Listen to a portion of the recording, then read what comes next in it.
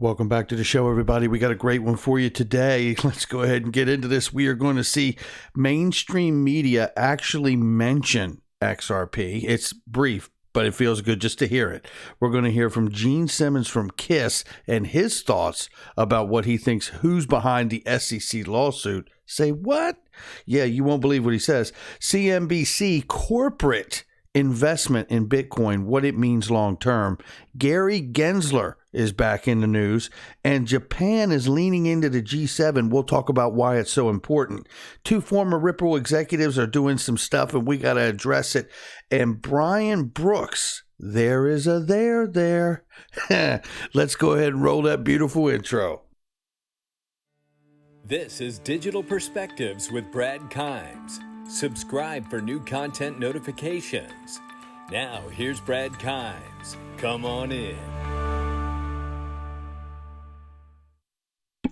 Welcome back to the show. You can follow me on Twitter at BackupBradleyAbove at the top of the screen and everything that we're talking about here today. Let's go ahead and get into this right now. We are looking at a $1.369 trillion market cap for cryptocurrency collectively. That is an all-time high, and that's the kind of moment we're in right now where we're seeing the cryptocurrency space set all-time highs. It's not a surprise that we're seeing such high numbers invested in Bitcoin because of all the face time, and collectively in the crypto space, but because of all the face time that Bitcoin has gotten, especially over the last several weeks with MicroStrategy and Bill Miller's investment fund and Guggenheim invested into Bitcoin and took a position there. And we see Tesla investing $1.5 billion position into Bitcoin. And it leads us to a lot of things that we're going to discuss this morning. But right now, let's look at the price. Bitcoin, $46,285.80. It's up 32.11% on the 7-day and almost 18% on the 24-hour. Ethereum sitting at $1,748. I believe that is an all-time high for the coin. And it's sitting up 5.8% on the 24-hour and 21.79% on the 7-day. Moving down here, and shout out to Cardano, ADA has been on a rage, up over 60% on the 7-day. Shout out to Charles Hoskinson. Looking here down at the XRP token, now sitting at the number 6 spot, courtesy of the dereliction of duty by the SEC. 45 cents, 0.4565. It's up 7.32% on the 24-hour and 21% on the 7-day. Not bad for the SEC lawsuit to be hanging over its head. So we move on. Looking here right now at Fiat Links really quickly, we're sitting at 46 cents on Fiat Links, and we've been ranging between 42.60 and 48.62. So we'll have to see if we end up for the days over challenging that 50 cent line. So that would be nice to see us get over that 50 cent mark. Moving on, I just want to briefly play this for you so you can hear the British Broadcasting Corporation, the BBC, say XRP. It feels so good. Just listen. Now, the price of Bitcoin has increased by more than 10%. Now, the electric car manufacturer Tesla has invested $1.5 billion in the digital currency. Happened last month, apparently. On that announcement, Bitcoin jumped to a record $47,000. The value's doubled since the beginning of the year. This time last year, the value of Bitcoin was around $7,600. The value of other cryptocurrencies, such as Ethereum and XRP, has also increased. I mean, it wasn't a lot, but, that's a big moment for mainstream media. And shout out to the gentleman. He probably got in trouble for even saying XRP after he said it. That's how little we get to hear people actually reference XRP, the token. And let's keep going because that conversation is about to get a lot louder. Ladies and gentlemen, in 2 days from now, on the 11th, you are going to hear my business partner with Kryptonaires, Dustin Planholt, talk and sit down with Gene Simmons from KISS, and it is going to blow your mind, the perspective that he provides. I'm telling you right now, it is going to be something to listen to. Make sure you check that out on the Bitcoin podcast. You are not going to want to miss any of that, I can assure you. I can really assure you on that.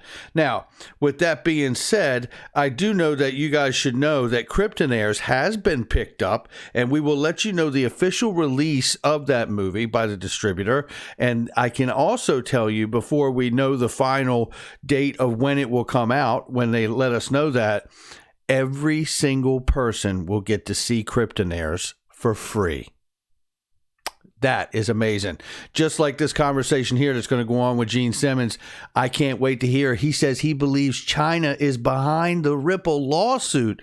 Oh my gosh, I can't wait to hear what he says about that. So we will keep an eye on that. Gene Simmons over the last 3 months has gotten deeply involved into cryptocurrency. It will be exciting to see what Gene thinks about XRP and what's happening with that lawsuit. Make sure you tune in. Now, this is an interesting angle. And I want you to listen to just the first few seconds of this. We don't need the whole piece, but listen to just the first few seconds of this and listen to what they lay out here, because this is exactly what's coming. Listen to this. Some math on the back of an envelope. We said if Tesla spent roughly 8% of its cash on hand in Bitcoin, what if other companies followed suit? If you add up all the cash on the books of the entire S&P 500, that total is $1.6 trillion. So if all she just said, just, some simple math on the back of an envelope, just roughing it out, right? If every top company on the S&P 500 took the same position that we saw Tesla take, well, we're talking $1.6 trillion market cap for Bitcoin. Now, here's what's interesting to go to that. They go on later to say, which I don't need to play the whole 5 minutes for you to hear it, but they go on later to say that the market cap of Bitcoin would need to be at $2 trillion to really start to challenge gold in a meaningful way. And that means it would have about 20% of the market or so, right? So the thought is that if every, obviously it's a big if, but, honestly, how big is it? This was enormous what Tesla did by taking a $1.5 billion stake in Bitcoin, right?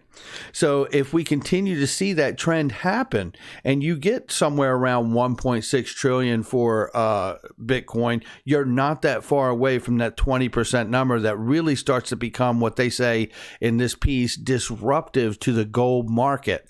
But some are making the claim that Bitcoin may be disrupting already. Take a look at this chart from Willy Woo. We have 180-degree reversal in correlation to gold. Green dot is MicroStrategy first purchase of Bitcoin. Take a look at this. You can see the correlation. Here's where it was topped, and all of a sudden it's trending down on gold and Bitcoin. Here's where you saw the public companies start buying, and Bitcoin has been pushing up ever since. So, wow. I can only imagine, first of all, if this correlation turns out to be truly accurate and we continue to see a trend of these major corporations take a deep position into Bitcoin. My goodness. I mean, well, we already know where we're sitting on the price of Bitcoin at 46,000. I mean, we watched it come up several $1,000s yesterday. I mean, it's just fascinating to me to think about what the actual price could mean when you start to compound the investments from these larger corporations coming in, where the price of Bitcoin actually ends up. Pretty interesting stuff. Here is a clip flipping back to the XRP side of things right now. I want to play this quick clip for you from Stephen Bulldeep. Thank you, Stephen Bulldeep. Let me play this very short clip, but I want to play this of Gary Gensler. He said this clip is from 2020, so I want to just play this really quickly and then make a comment or two. Let's go ahead and start this back at the beginning here and check this out. Each of these startups have a little bit different way that they've broken into this space. Plaid, which we've chatted a little bit about. Plaid is in this space because they came in through open APIs and facilitating the software in the system. Ripple is a cryptocurrency type company. 197 is in India. It's really, I could even have put that in the big tech because they started, I think, Paytm. Nubank addressed it a little bit from being a challenger bank, and we're going to be talking about that in a couple of lectures. Toast picks a sector, and they really dominate the restaurant sector. But they initially were getting into payments because they were into tablets. So each has a bit of a different story, and that sort of sets the stage. I'm going to skip over that Bitcoin and all of these payment tokens are out there and talk about the goals they're trying to do. The goals they're trying to do are the same things: addressing pain points, extending settlement to 24 hours a day, 7 days a week, and lowering costs. There it is. I just wanted to play the whole clip so you could hear it all in context. And the reality here is he does say Ripple XRP is a cryptocurrency in that clip. However, I don't want to put ice water in anyone's veins, but I would encourage you to understand that that does not take the idea that cryptocurrencies as a whole or XRP could or could not be a security because of that word. They could decide that all of these things are going to be treated as securities and allow them to have the functionality that they have. Now, you may not believe that, and there may be a lot of people out here right now going, no, wait, that can't happen. I'm not saying it will, but I'm saying to not say that it can't. That's what I'm saying. It's not off the table. You know, when you think about these things being payment networks, as we've heard so many people say, like Brian Brooks, by the way, who we're about to hear amazing comments from, and I have a perspective on his comments that I think you're really going to want to know. And to tell you the truth, you know, when you think about the idea of these things being payment networks, specifically speaking about XRP here, knowing that they have worked for years to build incredible connections to sophisticated institutions such as central banks. Now, that's not a speculative thought. That's exactly what they've done. We know this because Brad Garlinghouse has told us that. We also know that they're looking to issue stable coins off of the XRP Ledger open source technology because of Brad Garlinghouse. So this is not a speculative thought. They have deep, meaningful relationships with central banks. Period. What rules are already in place that banks are comfortable with, especially that level of banking or even investment banks? Wait for it. Securities laws.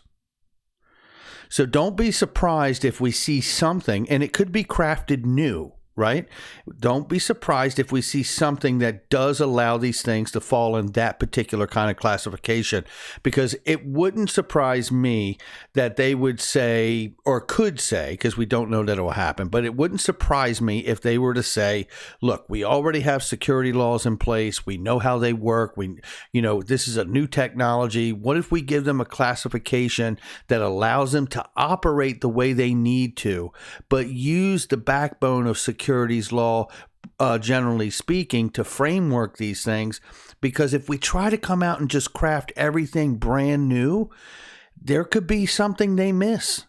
And you don't want to get a month, 6 months, a year, 2 years into this thing and find out the ramifications of what you didn't consider as a possibility of a pro or a con to the space and the framework that may be put into place.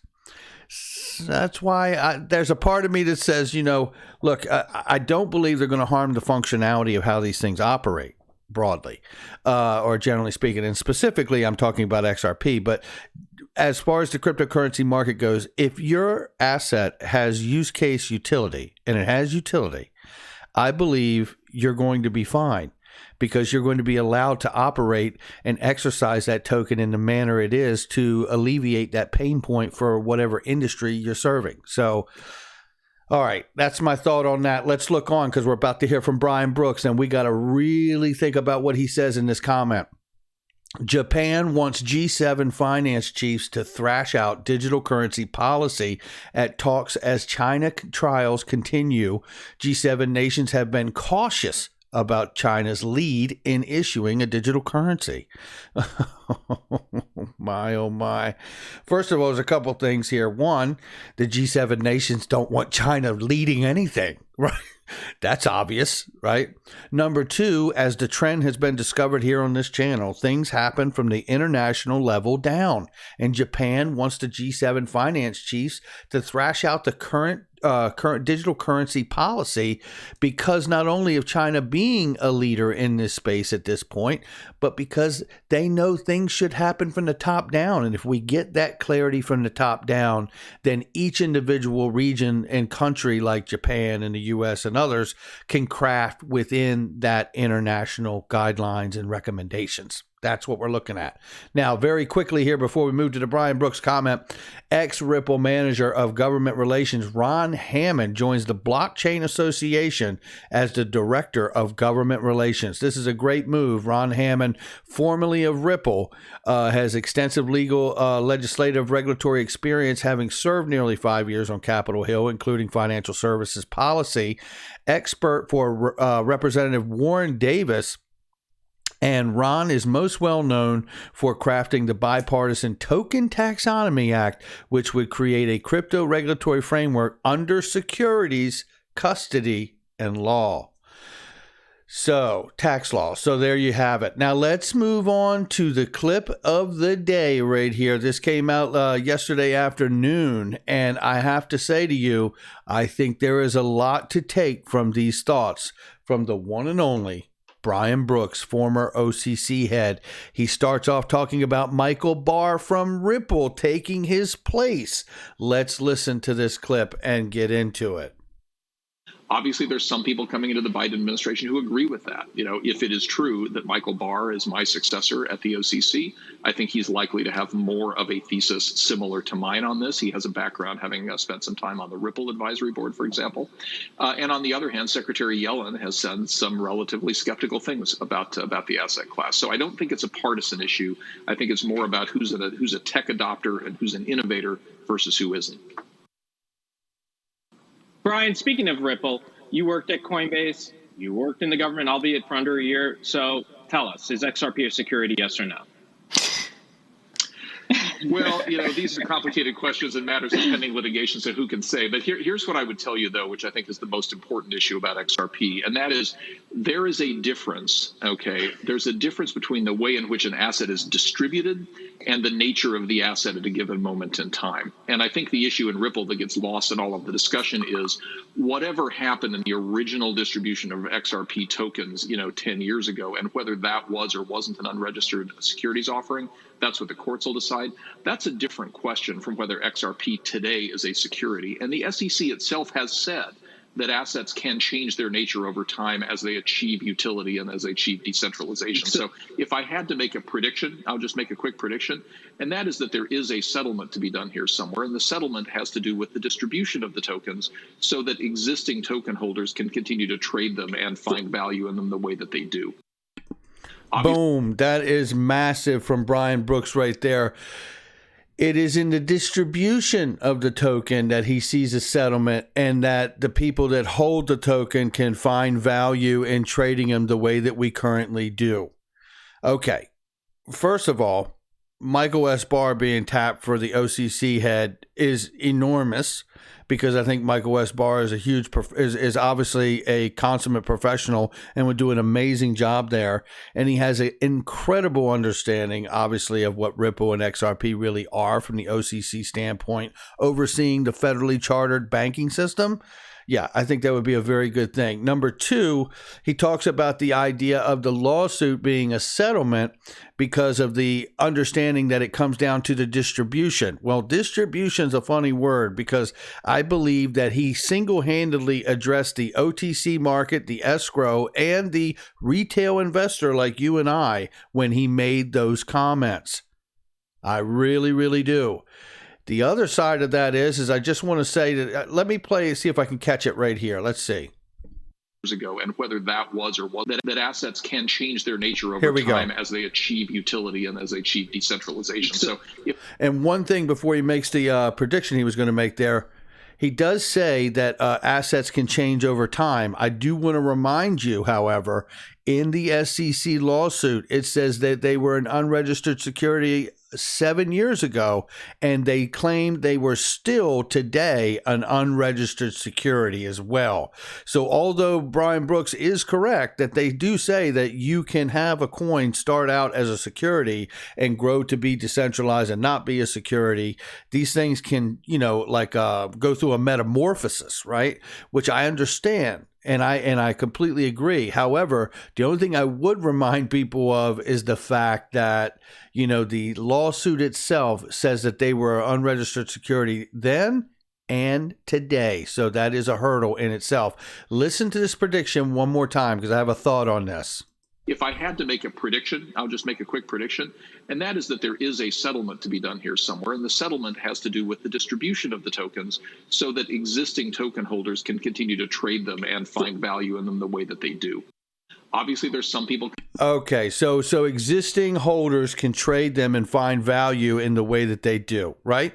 Okay, that's amazing. One thing that's interesting to me about this is this leans heavily into the notion that whatever it was called and how it was treated before this lawsuit came into play is about to change. Now, you better be ready for that. Does that mean it gets a security designation? I don't know. But I tell you one thing, I know from a lawyer standpoint, and what he just suggested is that it's about the distribution. So like I said, what happens to the escrow? It's what we talk about here on the channel all the time. That's a part of distribution. What happens to OTC because of that? What happens to the retail investor? And how do we continue to be able to trade and hold these things? Because obviously the suggestion in a settlement is that whatever we come out of the settlement, it's going to be slightly different than how we've been doing things. Because if we're not going to see anything change and we're not going to see anything differ from before the settlement, then why is distribution an issue? And why would it matter how we buy and trade these things? We could just simply go back to doing it the way we did it before, right? Yeah. Change is going to come, and I have a feeling it just won't be change. It'll be transformational. I don't know where this goes, and it would be foolish to try to say that you do, but I will say this much to you, is that I do believe something is going to change, and I do believe it may be transformational for the space. I personally am an optimist. I think it'll be good for us as as in holders, but that's not financial advice, and that in my opinion, in 50 cents won't get you a cup of coffee. So, but that's where I'm at today, is that I think he's leaning into the notion from the outside of this thing that obviously there is going to be some changes in how this thing is treated or classed, but how do you handle the distribution of this going forward and not harming the people who want to hold it, use it, and invest in it? That's going to do it for me. Hit the like and subscribe, leave a comment below, make sure you share with somebody you know, and don't forget to hit the notification bell so you don't miss a thing. Check out all the links in the description box and the comment section for anything that you may want or need right now. Link to, ladies and gentlemen. Let me refresh this page because if I'm not mistaken, Marqeta is sold out. Remember, we just talked about how Marqeta is like going to do credit card processing for Goldman Sachs. Oh my gosh, they're looking to IPO within the next year. Coinbase was on here and now it's gone because Coinbase is going to IPO. Oh, there's been so many. So make sure you sign up for Link 2, get that free app, join the community, and if you're an accredited investor, make sure you check out all the offerings that they have here. I will catch all of you on the next one.